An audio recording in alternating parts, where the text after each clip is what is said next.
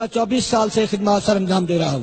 ہمارا المیہ یہ ہے پنجاب کے اندر کہ یہاں پرائمری ٹیچر کے لیے تعلیم تو M A M S C کر دی گئی ہے، لیکن اس کے لیے سکیل 9 ہی رکھا گیا ہے، جبکہ ایس ایس ٹی اور ای ایس ٹی کے لیے بھی تعلیم یہی ہے، ان کے لیے بتدریج 16واں اور 14واں سکیل رکھا گیا ہے۔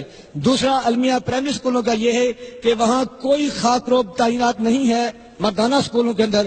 مجھے جناب سلیم صاحب آپ یہ بتائیں کہ کیا آپ اپنے بچے کو صبح 4 سال کی عمر میں جھاڑو دے کر صفائی کے لیے بھیجیں گے؟ میں انٹرنیشنل اسلامک یونیورسٹی اسلام آباد سے تیسری پوزیشن تھی میری یونیورسٹی میں۔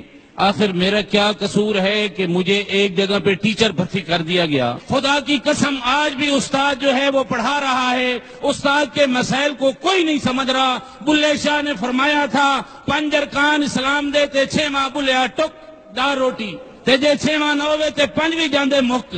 اگر انسان کے پاس وسائل نہیں ہوں گے وہ کہاں سے اپنے اخراجات پورے کرے گا؟ استاد کیا کرے؟ ایسی پالیسیاں بنائی جا رہی ہیں، تعلیمی اداروں کو وہ نجکاری کی طرف لے جانا چاہتے ہیں۔ میں سوال کرتا ہوں شہباز شریف صاحب، آپ کے بیٹے نے ٹیچر بھرتی نہیں ہونا، ایم پی اے کے بچے نے نہیں ہونا، ہم غریبوں کے بچوں نے ہونا ہے۔